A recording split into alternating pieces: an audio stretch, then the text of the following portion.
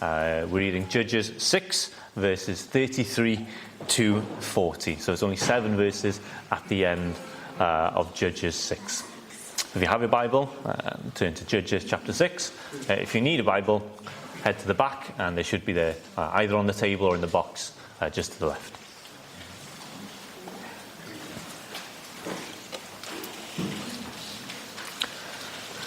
Judges 6, verse 33.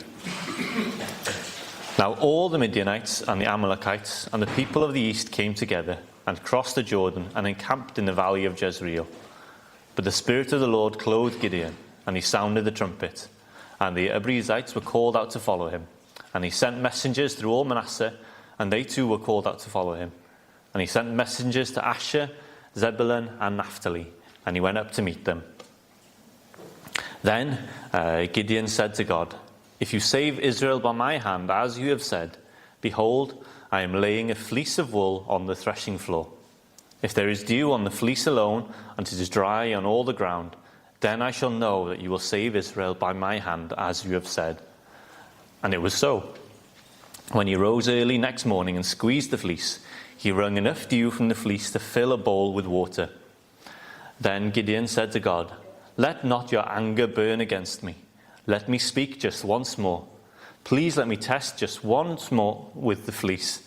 Please let it be dry on the fleece only, and on the ground let there be dew." And God did so that night, and it was dry on the fleece only, and all the ground there was dew. Amen.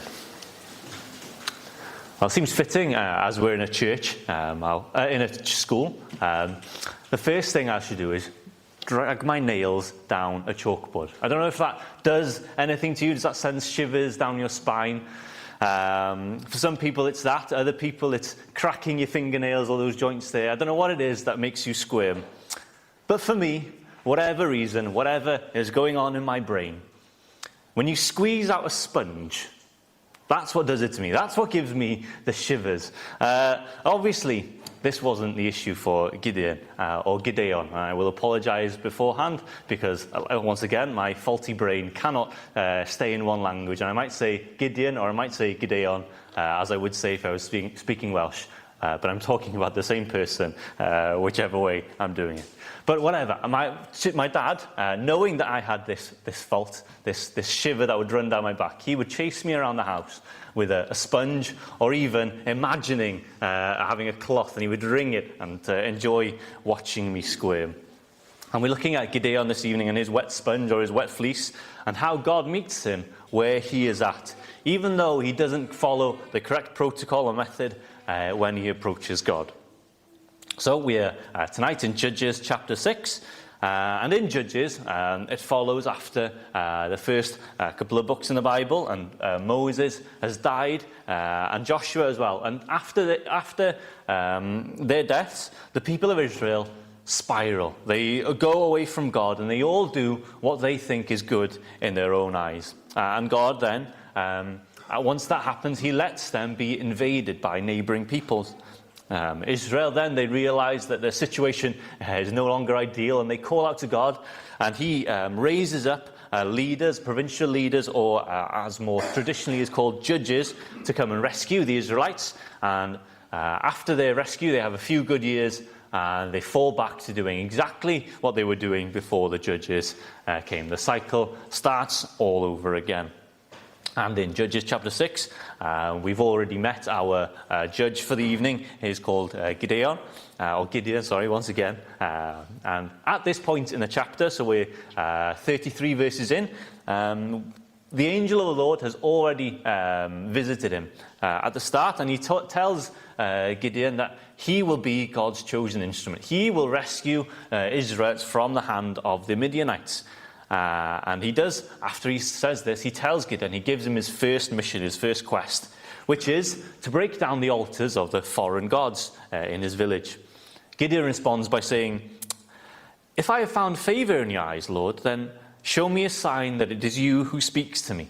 And he prepares an offering for this messenger to prove who he is in Judges chapter 6, verse 19. He says, "Gideon went into his house, prepared a young goat and unleavened cakes from an ephah of flour. which tickled me to no end. So how clever is Gideon that he managed to prepare a goat out of an ephah of flour. I don't know if your Bible has the same comma in the same place, but mine doesn't have a comma, and it all runs together as he prepares a goat and unleavened cake from an ephah of flour. But anyway, God miraculously burns up the offering by Gideon, proving who he is. Gideon then completes the mission. He breaks down the altar of Baal and the Asherah poles, but he does this under the cover of darkness, because it says that he was afraid of the people of the town. And here we go. We reach where our reading starts from this evening. Gideon calls together an army to defeat the raiding forces of the Midianites. And he calls on several of the tribes of Israel to come and fight with him. And we'll see most of the fighting, most of that action happens in the next chapter. And as I've said, Gideon obviously doesn't share my misgivings about moist fabrics, but he sets down conditions that God will prove himself by laying down a fleece of wool, that is just the wool that's been shorn off a sheep but hasn't been treated into anything particular yet. And he requests that in the morning, if the ground is dry and the fleece is wet, that proves that God is with him. And when that happens, he requests the opposite be true, that the ground is wet but the fleece is dry. I don't know about you. I don't know if you enjoy reading Christian autobiographies. For me, it's quite a new thing. I haven't done it it's not been a long time that I have enjoyed them.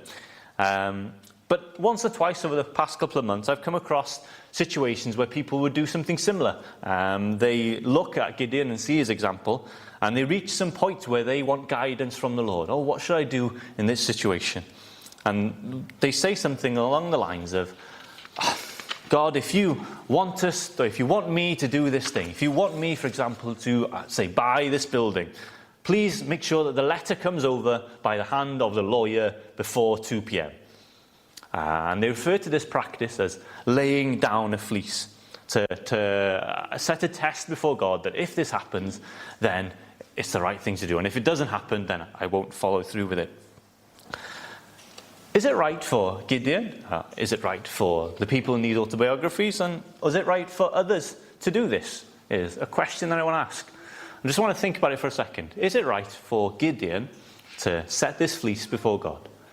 Is that something that we should be looking to, or is that something that we should be setting away for? And I think not, and for 3 reasons. The first one is the way that Gideon speaks. His words show that it's not the right thing to do. The second thing, that Moses speaks against him. It proves that it's not the right thing to do. And thirdly, we'll see how Jesus treats in a similar situation. But my point is not to condemn anyone who's laid down a fleece. But my point is to show who God is and how he works with his people and how he is gracious to all who come to him. So we'll start the court. Court is in session. The people versus Gideon. Our first witness, Gideon himself. He says these words in verse 39. Let not your anger burn against me. Let me speak just once more. Please let me test once more with the fleece. These don't particularly sound like the words of an innocent person. It's like if I came back from the Middle Island Lidl, having bought a canoe, and I tell Cyril, right, don't be mad, I bought a canoe. What? It's the same thing for Gideon, isn't it? Before he gets to his request, before he gets to saying anything, he's already backtracking. He's already saying, oh, I'm not sure if this is the right thing to do, but I'm going to do it anyway. He shows that he's not. He knows beforehand that he shouldn't have been doing. Our second witness, Moses, in Deuteronomy 6:16, he says, you shall not put the Lord your God to the test, as you tested him in Massah. Well, I think that's quite an open and shut case, isn't it? That's the smoking gun. You shall not put your Lord, your God, to the test, versus, please let me test you once more. Well, maybe, if we're lenient, we'll say maybe there are exceptions. Maybe there's a precedent. Or maybe, or someone who's being invited to test God, maybe in a situation more difficult than he faces. So our third and final witness, Jesus Christ. We'll see in Matthew chapter 4, when Jesus was having his trials, when he was under much more testing times than Gideon, he withstood the test. and he used God's word in order to rebuke the devil. When he'd been fasting in the desert for 40 days, I don't know how grumpy you get after missing a meal, but after 40 days without food, the Bible tells us that the devil took him to the holy city and set him on the pinnacle of the temple and said to him, "If you are the Son of God, throw yourself down, for it is written, He has commanded his angels concerning you, and on their hand they will bear you up, lest you strike a foot against a stone."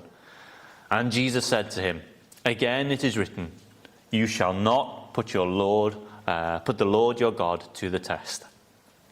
So there we go. Case closed. Go home. That's it. It is not right to test God in any situation like this. But it raises the question, if Gideon knows that he shouldn't have tested the Lord, as he shows by his words, why did he go ahead and do it then? If he already knew that he shouldn't have been doing it, why is he starting the practice?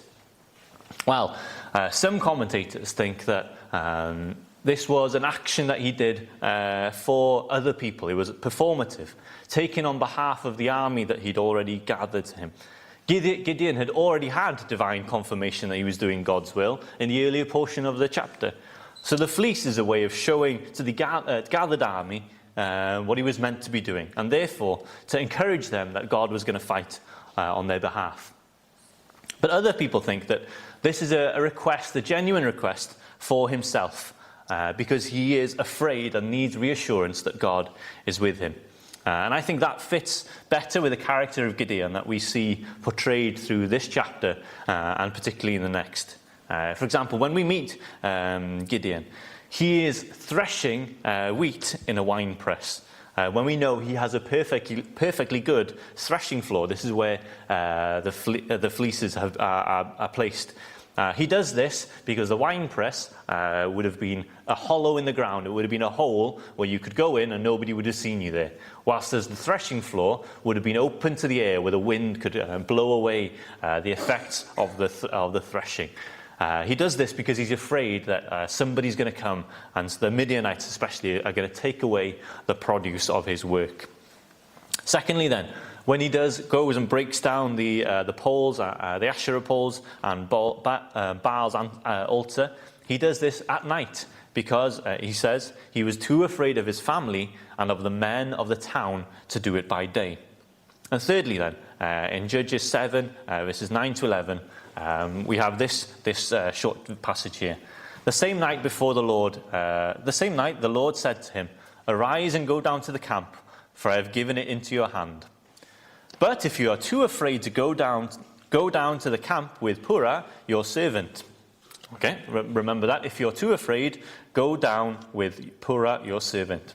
"And you shall hear what they say, and afterwards your hand shall be strengthened to go down against the camp." The next verse, "Then he went down with Purah, his servant." It shows you there that he was too afraid to take at face value that he was going to win the battle, so he needs extra proof once again.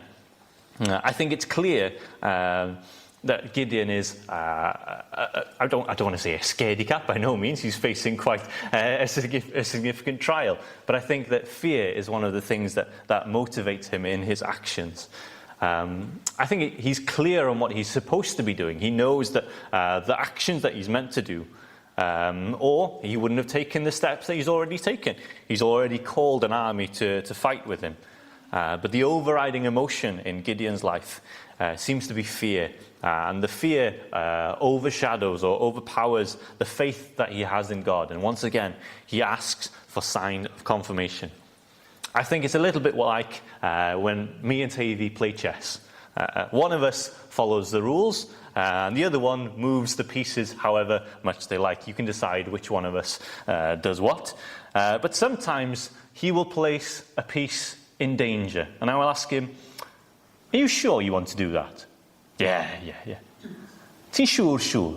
Are you really sure that that's what you want to do?" And this is the type of question that Gideon's asking. Are you sure you want me to do that, Lord? That feels like a little bit scary, a little bit silly. Yeah, I'm sure. Are you sure that you're right? He's asking God because he's unsure. He's He's making absolutely sure that God's given him the right instruction, that he hasn't misunderstood. So we got to the point, we know why he's thrown down the fleece. We know that he shouldn't have done it. The Bible clearly says that he shouldn't have thrown down the fleece. So what do we make then of God's response? Does he send down a fire from heaven to consume the insolent tester? Does he afflict Gideon with plagues and pestilence? Not quite. That's not what he does. Verse 38 says this, "And it was so. He rose early next morning and squeezed out the fleece, and he wrung enough dew from the fleece to fill a bowl with water." I don't know if for you, but that gives me shivers down my back. And verse 40, "And God did so that night. There was dry on the fleece only, and on the ground there was dew." In the face of someone blatantly doing the wrong thing, God meets him where he's at. He answers his prayer. The same thing for the fleeces in the autobiographies that I was reading. Quite often, they'd have an answer. They would have their fleece, their question that they would have set down, something that they would have done. They would have asked God, if this happens, then I will do this. And God seems to have answered them in that way. They gain comfort or insight into what they should be doing. God answers again and again and again. He keeps leading Gideon all through the next chapter. If you have a look, just have a quick glance, you'll see how many times you see the word, "and the Lord said," encouraging him again and again and again, whispering to him again and again, showing that he's near him. And when it appears that Gideon's faltering again, he encourages him by letting him hear a dream that the enemy has had, prophesying that Gideon was going to win. God is patient and merciful, isn't he? Slow to anger and rich in love. I think those attributes of him describe how he treats with Gideon here. He's calm, he's slow, he's long-suffering. He is good to all. He has compassion on all he has made. Gideon clearly cannot reach and interact with God on God's level. So God comes down and meets him where he's at. And it's not only this time we see this in the Bible, where Adam and Eve, after they've sinned, before he throws them out of the garden, he clothes them. I think that's a really tender and gracious moment. There's no obligation. He didn't have to do them. They already had made clothes for themselves. But in the midst of the largest disaster in human history, after Adam and Eve had figuratively spat in his face and lied directly to him, before they are banished, God makes for them clothing to cover them because he loves them and he has compassion for them. When Lot is fleeing from Sodom, he's already dragging his fields. He has to be physically dragged out of the city. When destruction is upon him, he asks if he could go to a nearby city and not climb that high mountain. He's too tired to climb a mountain when the alternative is to be absolutely destroyed. But God turns to him and says, "Okay, we'll let you go to this village over there." And when Moses, he says he doesn't want to go and speak up to Pharaoh, he throws up all kinds of excuses, even after God assures him that he will be with him. After God has shown up in a miraculous burning bush and shown him signs and miracles that will be performed, Moses still tries to back out. And that's when God provides or shows that he will provide Aaron to go with him.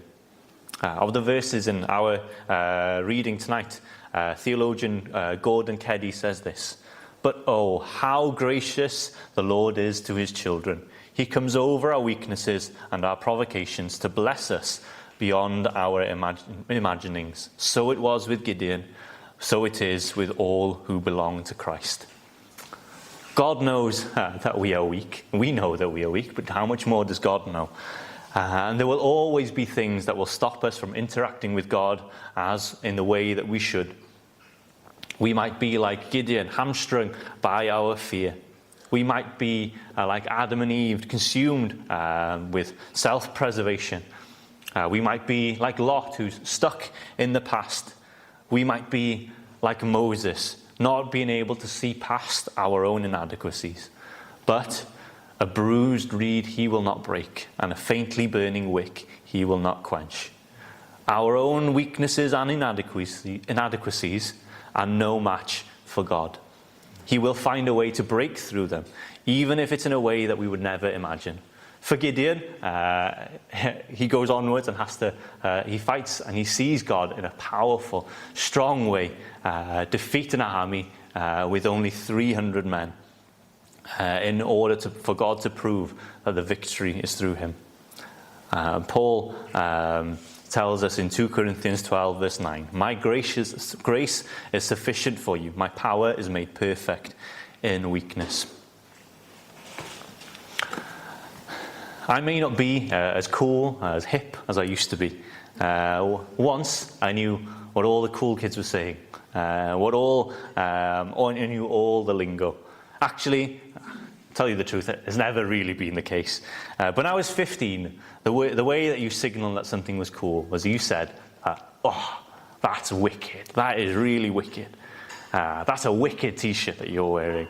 Oh, that new CD that was released. Oh, that was wicked. Oh, that's wicked cool." And I remember I went to church with my dad once for a prayer meeting, and I prayed, "Oh God, you're so wicked." It's not quite the same meaning that I was going for. And I remember my dad pulled me to one side and said something to the effect of, "I understand what you're trying to say, but it's not really something we say of God to call him wicked." The definition of wicked that he was using, that everybody understands, is not the same one that I was using. Note it, do not call God wicked. And Jesus, he's a little bit more careful with his words. In Matthew 23:23, he rebukes the scribes and Pharisees, saying, "Woe to you, scribes and Pharisees, hypocrites, for you tithe mint and dill and cumin, and have neglected the weightier matters of the law, justice, mercy, and faithfulness. These you ought to have done without rejecting the others." Jesus is telling the Pharisees that they've missed the point. They've been trying to follow the absolute letter of the law, down to the minutiae, but they've avoided doing the main thing that they should have been doing. Outwardly, they look like they're doing the right thing, but their hearts are far from him. Hopefully, with the wicked incident, you'll understand that my heart was the opposite. I was trying to say the right thing about God, but my actions were clumsy and were the wrong thing to do. But God, what do we know about God? That he sees the heart. He recognizes that what the heart is, and he recognizes in Gideon that his heart is for doing the right thing. He wants to do what God calls him to do, but he's still faltering and afraid. Are there better ways for him to do this? Yes, of course. He could remind himself of what God did, what God told him, and the signs that he's already had from God. He could remind him of what God did to Israel in rescuing them and bringing them out of Egypt. But in going to God and asking him to help you, even if it was in the wrong way, that's better than the alternative, isn't it? It's better that Gideon went to God and asked for him to prove himself once again than to back out and not do it at all, or to run away and hide. Or to worse, to look like you're doing the right thing, but have no intention of bending the knee to God, as the Pharisees were doing here. There may be an approved protocol in how we interact and work with God. The Bible sets out guidance on prayer, fasting, interacting with other people, language that we use. But at the end of the day, God wants us to go to him as we are. Look at the Psalms, how full they are of raw emotion, of people crying out to God, saying, "Why have you abandoned me?" When the truth is that God he's always with us. He calls on people call on God being angry that he lets people get away with things where they shouldn't have. These are in the Bible not to encourage us to insult God or to shout at him, but to encourage us to turn to him and to go to him with whatever emotion, whatever feeling or hurt that we have. It's much better that we go to God honestly and authentically than it is to hold back and perform and give what we think of as the best behavior that he might want to have. The story that the Bible has is of how God interacts with man. And the purpose of the Old Covenant, the purpose of the Bible is to help to bring people into relationship with him.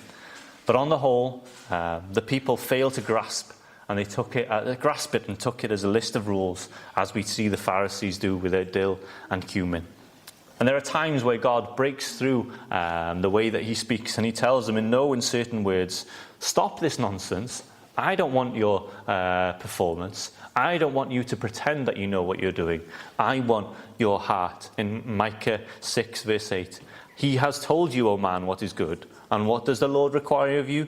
To do justice and to love kindness and to work humbly with your God. Stop doing this performative nonsense and come to me as you are. Do the right things in your heart. That's much more desirable for God.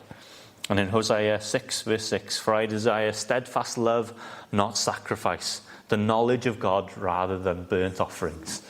The people have failed to grasp that God wants them. He wants a relationship with them. He doesn't want them to come and dance and act in a certain way before them. And that's why when Gideon is seeking a sign from him, he goes and meets with him.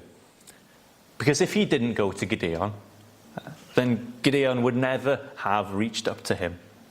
And isn't that just the case, isn't it? God's inviting us to go up to him. He wants us to approach him. But we are so unable and inept. Because of this, he comes down to us. He meets us where we are, while we are still sinners, still in the midst of even rejecting him and his righteous rule and his perfect love. God, he did the unthinkable, and he spanned the chasm that was between us. While we were dead in our sins, unable to reach to him at all, he came down to us. And it wasn't just a matter of breaking protocol or praying in the wrong way. The unthinkable happened. The infinite, limitless God of the ages, he clothed himself in flesh and blood and came and made his home with us. There was no obligation for him, was there? There was no expectation that he would do this. And what this now means is that we can enter into a relationship with God. Our God, is an awesome God. He knows our feeble frame, and he is willing to do the legwork and come to meet us where we are at. Be that for the first time in saving us, or for the 1,000th time as we falteringly come to him. He goes above and beyond, much more than a soggy sheep outer garment on the floor. He is the lamb that got absolutely covered in blood on the cross in order for us to meet him. He is the God who meets us where we're at, no matter how we turn to him. And that's the God that I want to love and to dedicate the rest of my life to. And I hope it's something that you want to do as well.